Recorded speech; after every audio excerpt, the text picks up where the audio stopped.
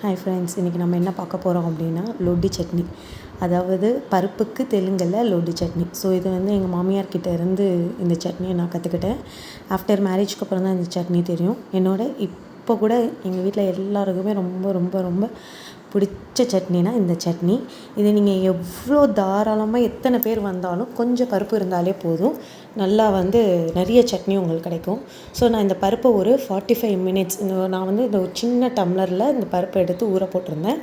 So இது 45 நிமிஷம் நல்லா ஊறணும். ஊறினதுக்கப்புறம் இதில் பார்த்திங்கன்னா வரமிளகா நீங்கள் காரத்துக்கு தகுந்தாப்பில் எத்தனை வேணாலும் சேர்த்துக்கலாம்.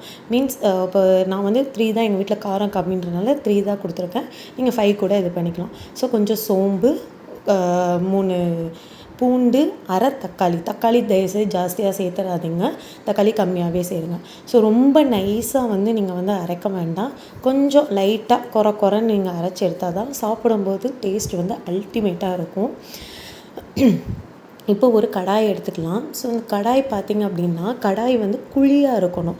அதாவது வடைச்சட்டி மணிக்கு நீங்கள் எடுத்திங்கன்னா பொங்கி வெளியே வந்துடும். இது துவரம் பருப்புன்றதுனால பொங்காமல் இருக்கிறதுக்காக நல்ல குழியுள்ள ஒரு சட்டியை எடுத்துக்கோங்க. ஸோ அதில் கொஞ்சம் ஆயில் சேர்த்துட்டு, ஆயில் நல்லா ஹீட்டாக ஆன உடனே அதில் கொஞ்சம் கடுகு போட்டு பொரிச்சிருங்க. போட்டுட்டு அதுக்கப்புறம் நீங்கள் கருவேப்பிலை போடுங்க. கருவேப்பிலை போட்டுட்டு சட்னி இருக்குது இல்லையா, அந்த சட்னியை அதில் போட்டு நிறைய தண்ணி அதில் ஊற்றுங்க. மீன்ஸ் ரொம்பவும் தண்ணி ஊற்றிட வேண்டாம். ஏன்னா இந்த துவரம் பருப்புக்கு பார்த்திங்க அப்படின்னா நிறைய சட்னி வரும். ஸோ அதுக்கு என்னென்னா சீக்கிரம் கெட்டியாகிடும். அதனால் நீங்கள் முன்னாடியே நிறைய தண்ணியை அதில் நல்லா கொஞ்சம் ஆட் பண்ணிக்கோங்க. பட் அதுக்கு நிறைய வேண்டாம், ஓரளவு தண்ணியை அதில் ஆட் பண்ணிக்கோங்க. ஆட் பண்ணிவிட்டு இப்போ தேவையான அளவு அதுக்கு நீங்கள் கல் உப்பு ஆட் பண்ணிக்கோங்க.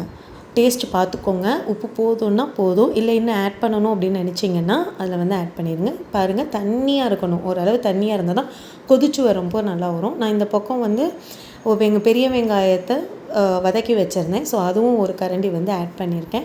எவ்வளோக்கு எவ்வளோ வெங்காயம் ஆட் பண்ணுறீங்களோ இன்னும் டேஸ்ட்டாக இருக்கும். இன்னும் சின்ன வெங்காயம் சேர்த்தா ரொம்ப டேஸ்ட்டு நல்லாயிருக்கும். பார்த்திங்கன்னா நல்லா தெரியும், நான் ஊற்றின அளவு ரொம்ப கம்மி.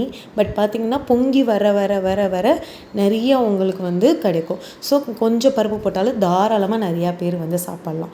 டேஸ்ட்டு அந்த அளவுக்கு இருக்கும். ஸோ இப்போ இது ஒரு பக்கம் கொதிக்கட்டும். நான் ஒரு பக்கம் இங்கே இட்லி ஊற்றிருக்கேன். இந்த சட்னிக்கு இட்லி ஆர் தோசை அல்டிமேட்டாக இருக்கும். பட் இன்றைக்கி நான் இட்லி ஊற்றுனால ஊற்றிட்டேன். இப்போ பாருங்கள், நல்லா இந்த பொங்கி முறக்கட்டி வருது இல்லையா. ஸோ இந்த ஸ்டேஜில் ஸ்டவ்வை சிமில் பண்ணிடுங்க, இல்லைன்னா அடிப்பிடிச்சிடும். ஸோ நல்லா இந்த பதத்தில் இருந்தால் தான் சட்னி கெட்டிப்படாது, நல்ல டேஸ்ட்டாகவும் இருக்கும். சரிங்களா? சரி, இப்போ இந்த பக்கம் இட்லி வெந்துருச்சான்னு பார்ப்போம்.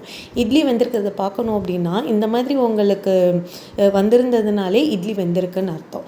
ஸோ இப்போ சட்னி பாருங்கள், சூப்பராக ரெடி ஆகிடுச்சு. இப்போ கேஸ் ஸ்டவ் ஆஃப் பண்ணிடலாம். ஆஃப் பண்ணிவிட்டு இந்த பக்கம் இட்லி வெந்துருச்சு, அதையும் தட்டி வச்சுக்கலாம். இட்லி நல்லா வெள்ளைன்னு இருக்கு இல்லையா.